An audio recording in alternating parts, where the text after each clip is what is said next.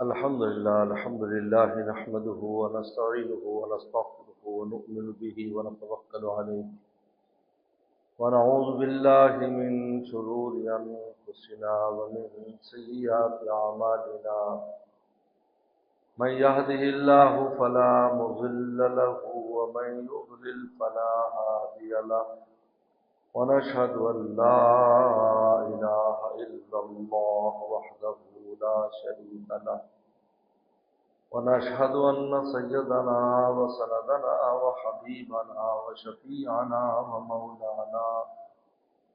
وشفيعنا ومولانا محمدا عبده ورسوله صلى الله تعالى عليه وعلى آله وأصحابه وبارك وسلم.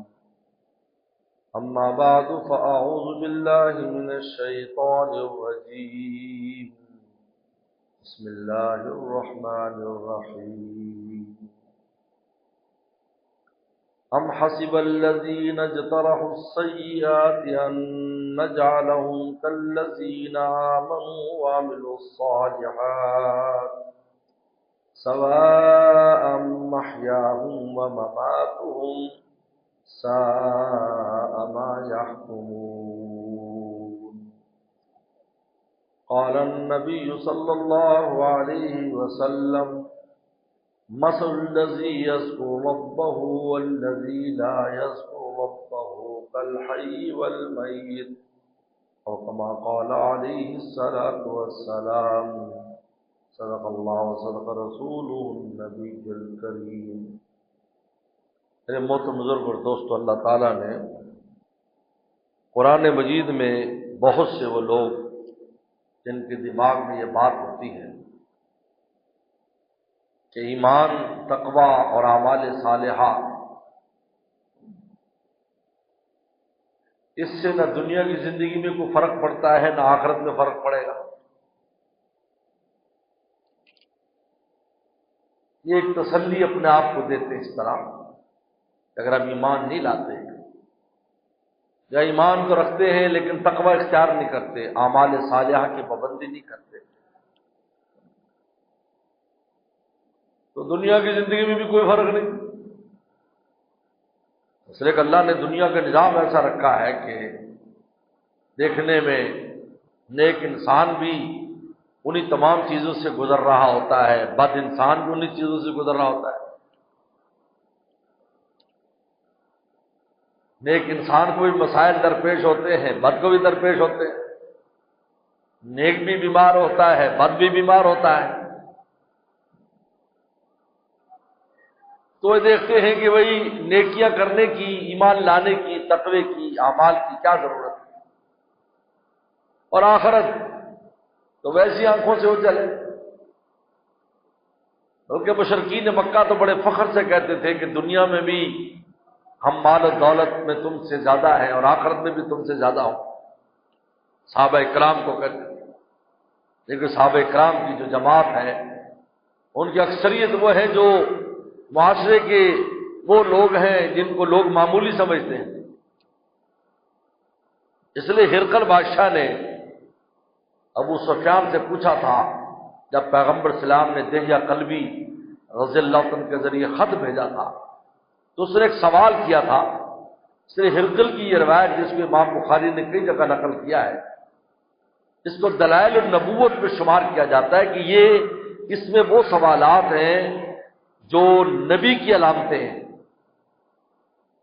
تورات انجیل میں جو تو علامتیں نبی کی تھیں وہ اس نے سوالات کیے تھے.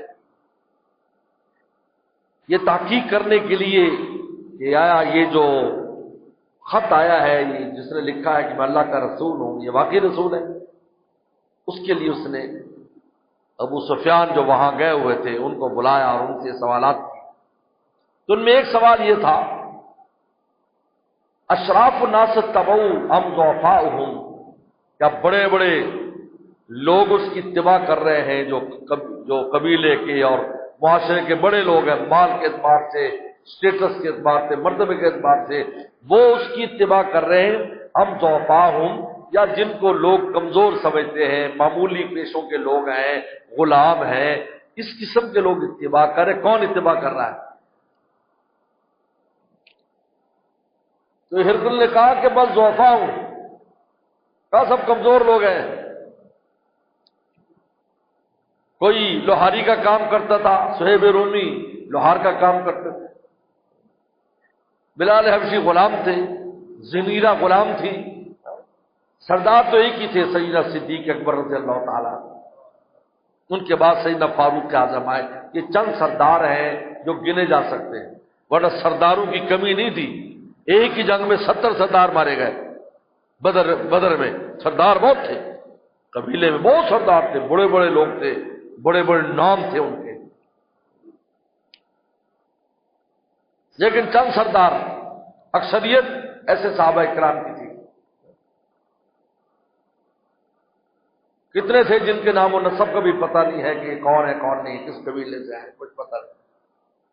اگر بلال رضی اللہ کا نام و نسب اٹھانا چاہیں، سوائے ان کے ابا اماں کے آگے کوئی نسب نہیں ملتا، کیونکہ غلام تھے، بچپن میں لا کر بیچ دیا گیا اس کو مکہ کے بازاروں میں. انہیں کیا پتا میرا دادا کون تھا، میرا نانا کون تھا. بلکہ ان کی اماں کا نام زیادہ مشہور ہے، بلال ابن رباح. رباح ان کی اماں کا نام ہے. اپنے اماں کے نام سے حضرت بلال زیادہ مشہور ہے، ابا کا نام سے بھی مشہور نہیں ہے. تو نے پوچھا کہ یہ گرے پڑے لوگ ان کی اتباع کر رہے ہیں یا بڑے لوگ کر رہے ہیں؟ ان کی دعوت پر بڑے بڑے لوگ آ رہے ہیں. انہوں نے کہا نہیں، بالکل کمزور قسم کے لوگ جو ہیں، جن کو لوگ معمولی سمجھتے ہیں، وہ لوگ ان کی اتباع کر رہے ہیں. اور کہا کہ وہ بڑھ رہے ہیں یا گھٹ رہے ہیں؟ کہا کہ بڑھ رہے ہیں. گھٹ نہیں رہے، بڑھ رہے ہیں. مارے بھی کھا رہے ہیں لیکن بڑھتے جا رہے ہیں. تو اس نے بھی اس پر جواب دیا، ہرقل نے جس لمبی لیکن یہاں جواب دیا. کہا کہ ہم اتباع الرسل، کہا یہی لوگ رسولوں کے متبعین ہوتے ہیں جن کو لوگ معاشرے میں معمولی سمجھتے ہیں، لیکن جب نبی کے متبعین ہو جاتے ہیں تو سردار بھی ان کے تابع ہو جاتے ہیں.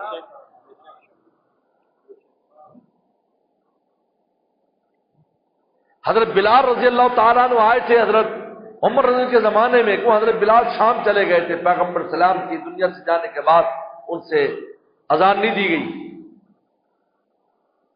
بڑی مشکل سے ایک اذان انہوں نے دی تھی سلم کے بعد.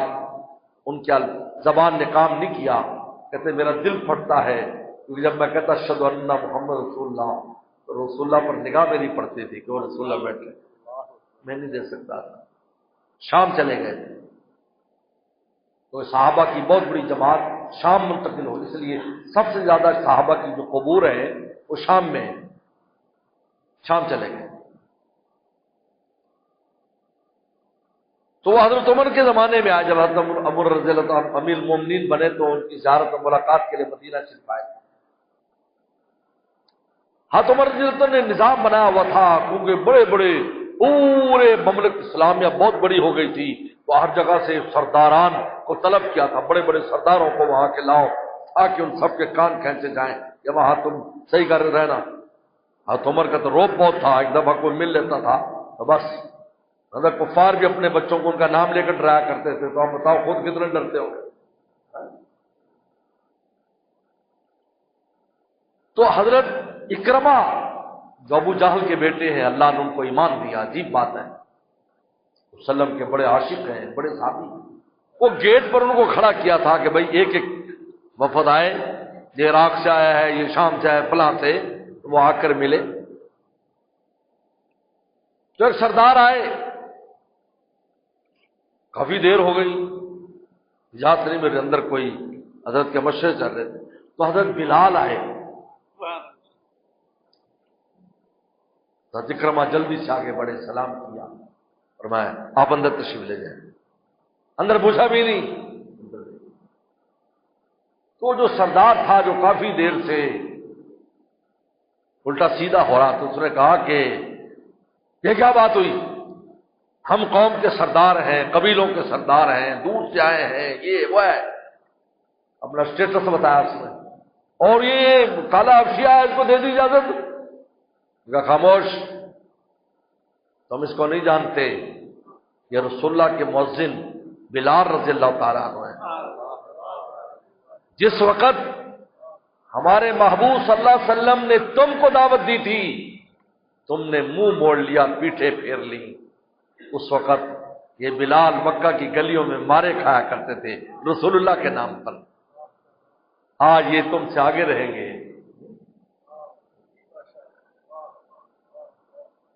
تو نے کہا کہ کون؟ پھر کہا کہ بڑھ رہے ہیں، گھٹ نہیں رہے؟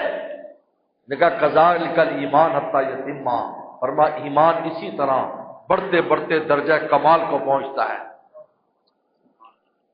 تو ہرقل کی یہ جو روایت ہے بخاری شریف کی، یہ دلائل النبوت میں پوری روایت پڑھنی چاہیے، اس میں پوری روایت ہے، سوال جواب ہے۔ انہوں نے کہا کہ اگر میں نے جو تجھ سے پوچھا تو سچ کہہ رہا ہے تو یہ یہی شخص ہے جو آخری پیغمبر ہے۔ آج میں جس جگہ پر بیت المقدس میں بیٹھا ہوں، ایک دن آئے گا کہ میرے قدموں کی زمین کا یہ مالک بن جائے گا۔ اس پر سفیان نے کہا تھا قد امیر امر ابن ابی کبشہ، یعنی عجیب بات تھی، اتنا مکہ والوں کو رسول اللہ سے دشمنی تھی کہ آپ کے باپ کا نام نہیں لیتے تھے۔ ابو کبشہ جو ہے یہ حضرت حلیمہ کے شوہر کا نام ہے، آپ کے باپ کا نام نہیں، کیونکہ وہ قریشی تھے اور قریشی میں بھی ہاشمی تھے، اونچے نسب والے، تو ان کا نام نہیں لیتے تھے کہ محمد بن عبداللہ کہ عبداللہ کے بیٹے۔ کہ ابو کبشہ کا بیٹے کا کام تو بڑا مضبوط ہو گیا، یہ اتنے بڑے روم کا بادشاہ بھی ڈرتا ہے، وہ بھی کہہ رہا ہے میری زمین کا مالک بن جائیں گے۔ تو سرداران قریش جو تھے ان کو یہ دل میں تھا، ان کے دنیا میں یہ کیا ہے، یہ مسلمان جس کو چاہتے تھپڑ مار دیتے ہیں، جس کو چاہتے گالی دے دیتے ہیں، ان کی جرت نہیں ہوتی کہ ہمیں جواب بھی دے سکے۔ دنیا میں انہوں نے کہا آخرت میں بھی ایسے ہوگا۔ قرآن نازل ہوا کہ نہیں، ام حسب الذین اجتروا السیئات، وہ لوگ جو برائیاں کرتے ہیں، خواہ کفر کی برائی ہو، خواہ گناہ کبیرہ کی برائی ہو، خواہ کسی قسم کی برائی ہو، ان نجعلہم کالذین آمنوا وعملوا الصالحات، کیا ہم ان کو، وہ لوگ جو ایمان لے اور اعمال صالحہ کرتے ہیں، ہم ان کے برابر کر دیں گے؟ سواء محیا ومماتہم، ان کی زندگی اور ان کی موت ہم برابر کر دیں گے؟ ساء ما یحکمون، بالکل غلط فیصلہ ہے۔ ہم دنیا کی زندگی میں بھی ان لوگوں کو عزتوں سے نوازتے ہیں اور آخرت تو ہے ہی ان کی، ہے ہی آخرت ہے ہی۔ ہم جلدی سے ایک فیصلہ کر بیٹھتے ہیں۔ مجھے یاد ہے کافی عرصہ پہلے جب افغانستان پر صاحب بہادر نے حملہ کیا تو میرے پاس ایک دیندار دوست آئے، مجھے کہنے لگے کہ دیکھو وہ اتنے نیک لوگ تھے، وہ تھے، اب یہ دیکھو سب کو شکست دے کر صاحب بہادر نے قبضہ کر لیا امریکہ پر۔ میں نے کہا آپ فیصلہ دینے میں جلدی کر رہے ہیں، اللہ نے کہا والعاقبۃ للمتقین، رزلٹ جو ہوتا ہے وہ متقین کے ہاتھ میں ہوگا۔ رزلٹ ابھی تو رزلٹ آیا ہی نہیں، آپ نے کیسے فیصلہ دے دیا؟ ابھی تو 2-4 دن ہوئے ہیں، اور پھر جب رزلٹ آنے لگا جیسے الیکشن کا رزلٹ آتا نا، اس پولنگ سے اس پولنگ سے اس پولنگ سے، پھر رزلٹ کی بنیاد پر رزلٹ آنے لگا، اس محاذ سے اس محاذ سے اس محاذ سے، پھر آہستہ آہستہ لوگوں کی آنکھیں کھلنے لگی۔ والعاقبۃ للمتقین، اللہ نے فرمایا کہ ہم نے انجام متقیوں کے ہاتھ میں رکھا ہے۔ اور یہی ہرقل نے کہا تھا جب پوچھا تھا کہ جنگیں کیسی ہوئی، کہا کبھی ہم جیتتے ہیں کبھی وہ جیتتے ہیں، کہا اسی طرح نبیوں کے ساتھ ہوتا ہے، کبھی ان کو شکست بھی ہوتی ہے کبھی وہ جیتتے بھی ہیں، لیکن عاقبت اور انجام اللہ اپنے نبی کے ہاتھ میں دے دیتے ہیں، پھر اسی کا جھنڈا بلند ہو جاتا ہے، سب کے جھنڈے سرنگوں ہو جاتے ہیں۔ وہی ہوا پیغمبر اسلام کا جھنڈا جو پھر بلند ہوا، قیامت تک بلند ہوتا رہے گا۔ الاسلام یعلو ولا یعلا، اسلام غالب ہی رہے گا، مغلوب نہیں ہوگا۔ آج اگرچہ کہ انتظامی طور پر، حکمرانی طور پر اسلام مغلوب نظر آتا ہے، لیکن نظریاتی طور پر آج بھی پورے عالم میں اسلام کا جھنڈا سب سے بلند ہے۔ کوئی دین نہیں ہے جو اسلام کا مقابلہ کر سکتا ہو آج بھی۔ اگر ایسا نہ ہوتا تو آج ہندو مسلمان نہ ہو رہے ہوتے، عیسائی مسلمان نہ ہو رہے ہوتے، دوسرے سکھ مسلمان نہ ہو رہے ہوتے، لیکن ہم یہ دیکھتے ہیں کہ روزانہ کی بنیاد پر آپ پوچھیں، نہیں تو تبلیغی جماعت والوں سے جا کر پوچھ لو، ان لوگوں سے جو اندر باہر جاتے ہیں، کہ روزانہ کی بنیاد پر سینکڑوں لوگ اسلام میں داخل ہو رہے ہیں، کیونکہ اسلام کے بعد جو دلائل ہے، اسلام کے بعد جو حقانیت ہے، اسلام کے بعد جو حقیقت ہے، چند باتیں کرنے کے بعد اگلے کے دل میں بات اتر جاتی ہے، یا یہ سچا مذہب ہے، باقیوں کے پاس مذہب نام کی کوئی چیز نہیں ہے، الاسلام یعلو، تو فرمایا قیامت تک اسلام غالب رہے گا، ہر نظریاتی طور پر غالب رہے یا زمینی طور پر غالب رہے، زمینی طور پر بھی غالب رہا۔ 1000 سال سے زیادہ پورے عالم پر خلافت عثمانیہ جب تک اس کا سقوط نہیں ہوا، پورے عالم پر اسلام کا غلبہ تھا، 4 سمندروں پر اسلام کی حکومت تھی، 4 سمندروں پر، بحر الہند پر تھی، بحر عرب پر تھی، بحر احمر پر تھی، بحر اسود پر تھی، اور یورپ کے سمندروں پر بھی حکومت تھی، 4 سمندروں پر جو بڑے بڑے سمندر ہیں، اسلام کی حکومت تھی، اسلام کا ڈنکا چلتا تھا، کسی کی جرت نہیں ہوتی، اس وقت بھی دوسرے ملک تھے، کسی کی جرت نہیں ہوتی تھی کسی چھوٹی سی مسجد کو بھی گرا دیں، کہیں پر بھی چھوٹی سی مسجد کو بھی، ان کی ہمت نہیں، انہوں نے کہا یہ یہاں پر بھی پہنچ جائیں گے۔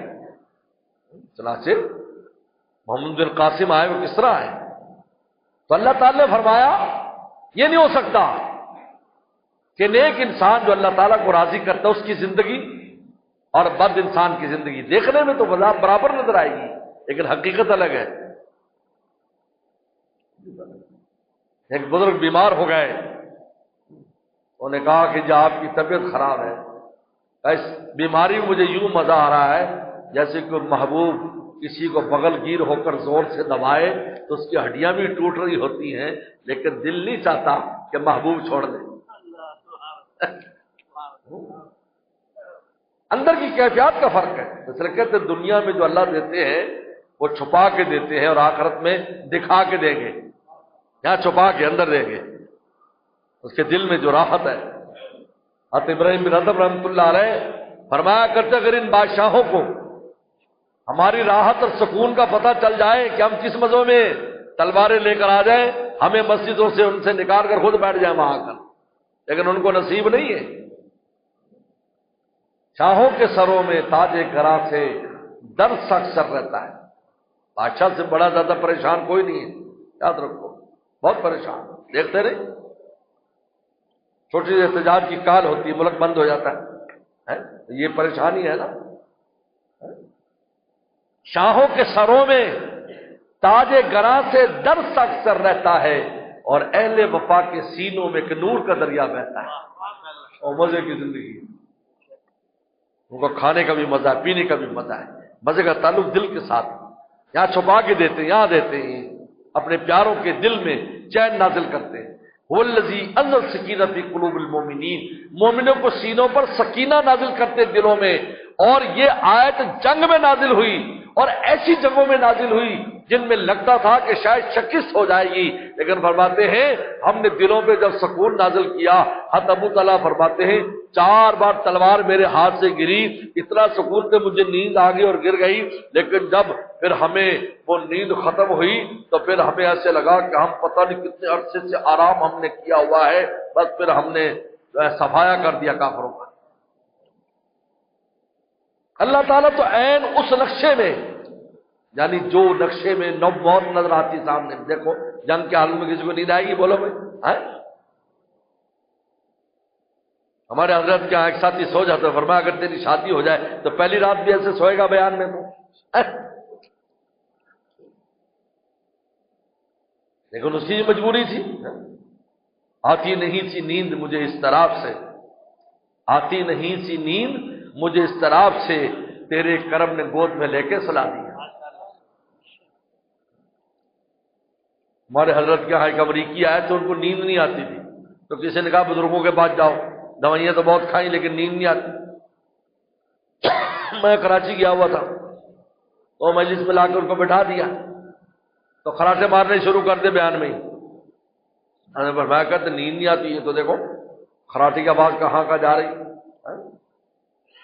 کیونکہ اللہ والوں کی محفل میں جب جاتا ہے تو دنیا کی فکر فکرات سے فارغ ہو جاتا ہے، تو پھر نیند کیوں نہیں آئے گی؟ ہمارے حضرت کے مرید تھے میر صاحب، وہ خراٹے بہت لیتے تھے. کہا ان کو پتہ کیوں خراٹے آتے ہیں؟ دیکھ کر مہ رخوں سے سناٹا. کیونکہ جب انسان کسی دنیا کی چیز کا عاشق نہیں ہوتا، مہ رخ تو معشوق کو کہتے ہیں، محبوب کو، مراد سے ساری وہ چیزیں دنیا کی چیزیں جس سے انسان دل لگاتا ہے، اس لیے پریشان رہتا ہے. کیونکہ دنیا کی ساری چیزیں خود پریشان ہیں. پیسہ ٹکتا ہے ایک جگہ پر، بولو پھر ٹکتا ہے؟ تمہاری جیب میں ٹکے گا؟ نہیں مجھے جلدی باہر نکالو، نہیں جلدی نکالو، پر یہاں سے جلدی نکالو. کسی کے بعد نہیں ٹکتا. تجوری میں رکھنے تو وہاں سے بھی نکلنے کی کوشش کرتا ہے. اس لیے ان کا نام بھی عجیب ہے. یعنی دو چیزیں سب سے قیمتی ہے، ذہب اور فضہ. نام کیسا رکھا ہے؟ قرآن مجید نے بھی ان کا نام یہ رکھا. اللہ تعالیٰ نے اس کا نام سب سے پہلے تو عربی میں نازل ہوا ہے، بعد میں ہم نے گولڈ کیا، سلور بنایا ہے. اب ذہب کا معنی ہے ذہب یذهب، جانے والی چیز، اور فضہ کا معنی ہے منتشر ہونے والی چیز. اس لیے مولانا عبداللہ درخواست صاحب رحمۃ اللہ علیہ کے شعر مجھے یاد آیا. وہ فرماتے تھے الناس قد ذهبوا الى ما عنده ذهبوا، لوگ ادھر چلے گئے جس کے پاس ہونا ہے اس کو ووٹ دے رہے ہیں. کیونکہ حضرت تو جمعیت علماء اسلام کے صدر تھے، ان کو اس کو ووٹ دے رہے ہیں جس کے پاس ہونا ہے. الناس قد ذهبوا الى من عنده ذهبوا، الناس منفضة الى من عنده فضة، لوگ منتشر ہو گئے ان کی طرف جن کے پاس فضہ اور چاندی ہے.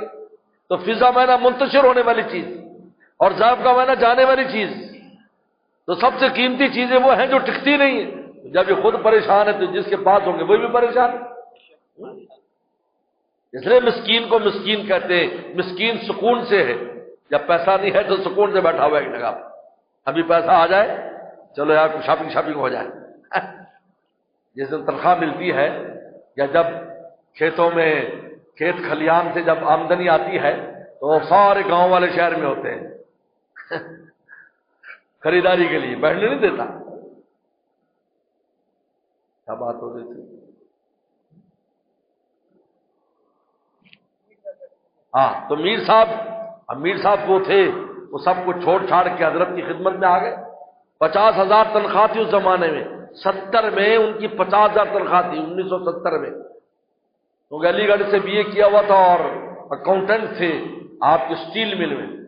لیکن کہا کہ مجھے اللہ سیکھنی، تنخواہ چھوڑ کر حد کیا آگا. تو فرمایا 2 روٹی صبح شام ملے گی اور سال میں 2 جوڑے. کہا مجھے منظور ہے لیکن مجھے مولا چاہیے. وہ خراٹے لیتے تھے. پہلے ان کو نیند نہیں آتی تھی، جب 50,000 لیتے اب خراٹے لیتے تھے. ہم نے پھر شعر کہا دیکھ کر میں رخوں سے سناٹا، لے رہا ہے میر خوب خراٹا. یہ خراٹے تب آئیں گے جب یہ دل غیر اللہ سے نہیں لگا ہوگا. یہ دل اگر مولا سے لگا ہے تو نیند نہیں آتی تھی. اگر اس وقت یہ شعر کہا اس امریکی کے لیے جب وہ سو گیا مجلس میں، نیند نہیں آتی تھی مجھے اس طرح سے، تیرے کرم نے گود میں لے کے سلا دیا. تو دنیا میں اللہ تعالیٰ اپنے پیارے بندوں کو دل میں دیتے ہیں، یہاں دیتے ہیں. ان کے دل میں جو دولت ہوتی ہے پوری دنیا کی دولت اس کے سامنے ہیٹ ہو جاتی ہے. کوئی قیمت نہیں ہے ان کی، کوئی قیمت نہیں ہے.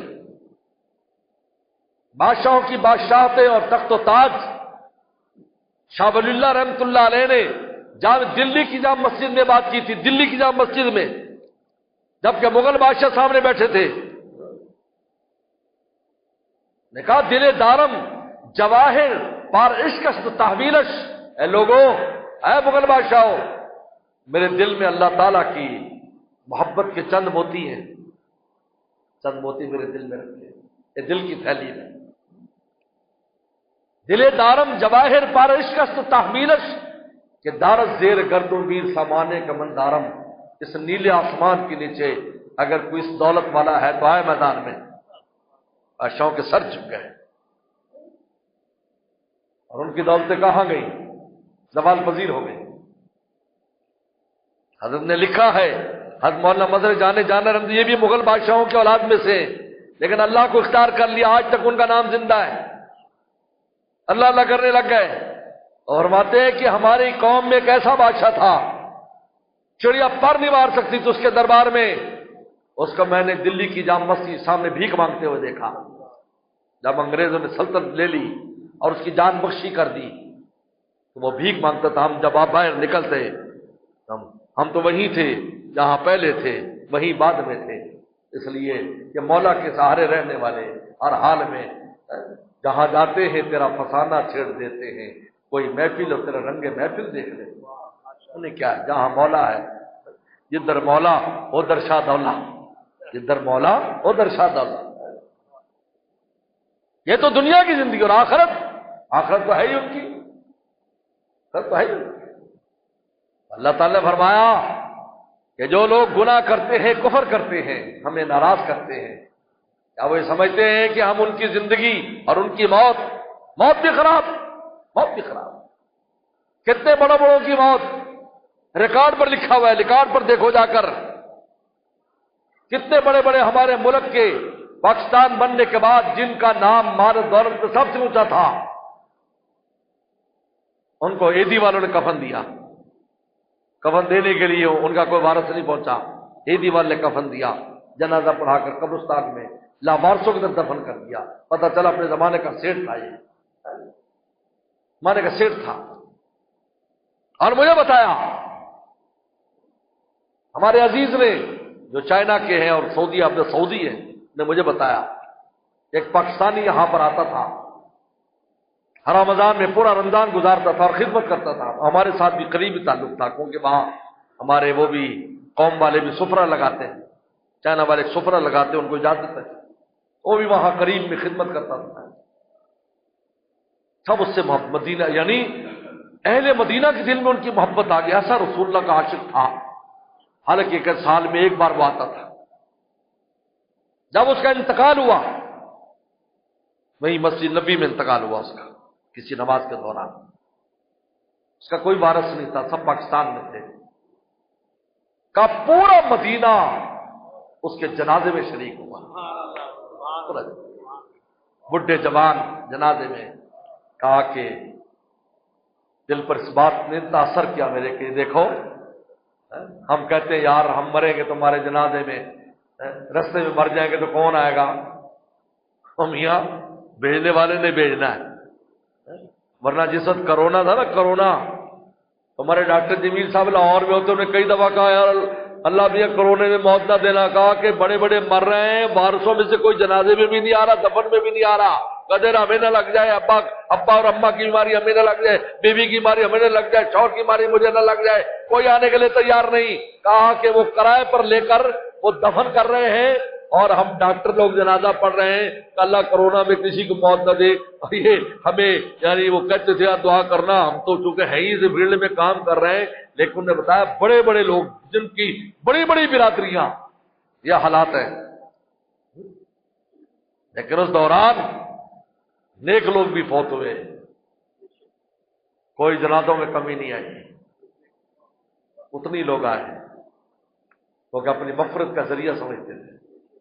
अल्लाह फरमाते तुम बराबर समझते हो इसको, तुम खुदा को नाराज करो, तुम्हारी जिंदगी तल्ख ना हो, तुम्हारी मौत खराब ना हो, यह कैसे हो सकता है? ऐसा नहीं हो सकता। सामा यहकुमून, तुम गलत फैसले करते हो, सोचने वाले गलत सोचते हैं। सारा दुनिया का मामला हमारे हाथ में, आखिरत भी हमारे हाथ में। हम अपने प्यारों को दुनिया की जिंदगी भी चोपड़ी रोटी खिलाते हैं। चोपड़ी रोटी ऊपर से सूखी होती है, अंदर उसके देसी घी लगा होता है, इसको चोपड़ी रोटी करते हैं। राहत की जिंदगी तो देते हैं और मौत भी उनको बड़ी आला देते हैं। वो कहीं भी दुनिया में फौत हो जाएंगे, कहीं भी फौत हो जाएंगे। हमारे वालिद साहब रहमतुल्लाह अलैह ने हमें खुद वफात से पहले फरमाया कि जब मैं दुनिया से जाऊंगा, बहावलनगर के हर घर में मेरा दुख महसूस किया जाएगा और हर बिरादरी कहेगी कि हमारा बड़ा चला गया।